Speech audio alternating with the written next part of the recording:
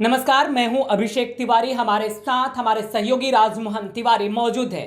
पहले आप इस तस्वीर को जरा गौर से देखिए। यह तस्वीर बिहार के मुख्यमंत्री नीतीश कुमार की है। नीतीश कुमार सूफी संतों की नगरी फुलवारी शरीफ में पहुंचे हैं, जहां पर खानकाह ए मुजबिया में चादर पोशी की है।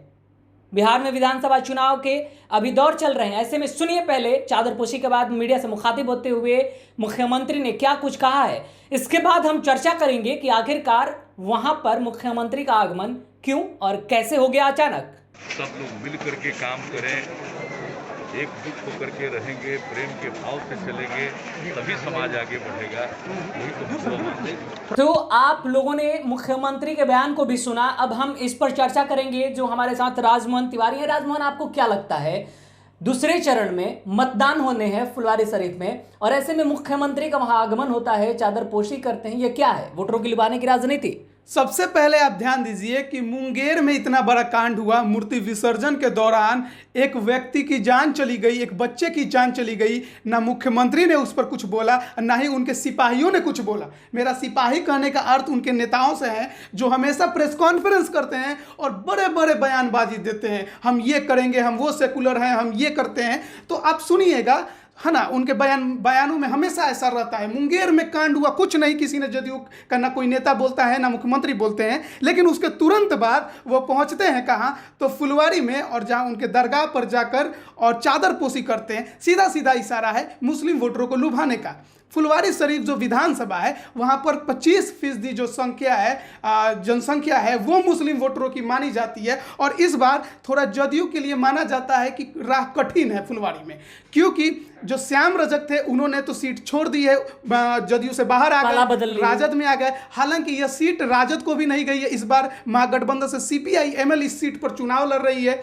तो मुकाबला कड़ा होगा कि नहीं होगा। अभी तक तो जदयू के लिए आसान लग रहा था, लेकिन इस बार अरुण माझी को उन्होंने उम्मीदवार बनाया है। और मेरा मानना है कि बड़ी संख्या में मुस्लिम वोटर जो पहले नीतीश कुमार के साथ रहते थे, लेकिन पिछले कुछ सालों में जिस तरह से नरेंद्र मोदी के पक्ष में नीतीश कुमार रहे हैं, उसे देखकर ऐसा लग रहा है कि मुस्लिम वोटर जो है अब जदयू से छिटकने लगा है। खासकर NRC और CAA के बाद मुस्लिम वोटर जदयू से छिटका है। और इसी मुस्लिम वोटर को फिर से अपने पाले में लाने के लिए नीतीश कुमार जी का ये चादरपोशी अभियान चल रहा है, यही कहा जा सकता है। अच्छा राजमोहन, श्याम रजक को पल्ला बदलने से जदयू की कितनी मुश्किलें बढ़ जाएंगी और RJD के लिए कितना एक्स फैक्टर साबित होंगे श्याम रजक?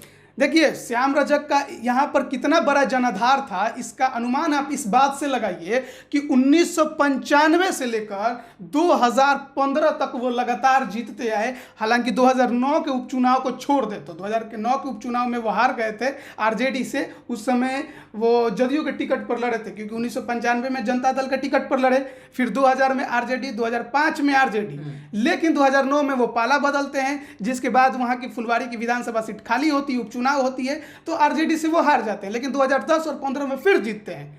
इस बार फिर पाला बदलकर RJD में गए हैं, लेकिन इस बार टिकट मिला नहीं उनको। हालांकि हो सकता है कि विधान परिषद का टिकट मिल जाए आगे चलकर। तो श्याम रजक का यहाँ जनाधार है, लेकिन CPI ML को जो टिकट गया है, गोपाल रविदास यहाँ से खड़े हैं महागठबंधन से। तो CPI ML पिछले बार अगर देखें 2015 में, तो वो यहाँ से तीसरे नंबर पर रही है।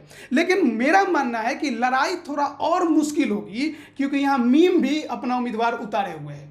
अच्छा, तो मीम कितना राह में रोड़ा बन सकता है महागठबंधन का? देखिए, सवाल बड़ा है कि मीम कितना राह में रोड़ा बढ़ेगा, क्योंकि हमने देखा कि 2019 में जब उपचुनाव हुआ किशनगंज में, तो मीम जीतता है वहाँ से, है ना, और बिहार की राजनीति में एंट्री मारता है। तो ये कहना कि मीम को आप इग्नोर कर सकते हैं, इतना आसान नहीं होगा, क्योंकि असदुद्दीन ओवैसी का एक प्रभाव रहता है खासकर युवा वर्गों पर। और 25% वहाँ की जनसंख्या है जब मुस्लिम है, तो जाहिर बात है कि कुछ ना कुछ वोट तो छिटकेगा।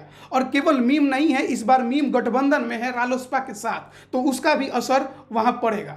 देखिए, जिस प्रकार से ओवैसी को लेकर के अगर चर्चाएं की जा रही हैं, तो माना यह जाता है कि RJD पहले MI समीकरण पर काम करती है। फिर माना जाने लगा कि नीतीश कुमार ने MI समीकरण में खास तौर पर मुस्लिमों में सेंधमारी कर दी है। इससे फुलवारी शरीफ में कितना फायदा हो सकता है, देखने को मिलेगा क्या?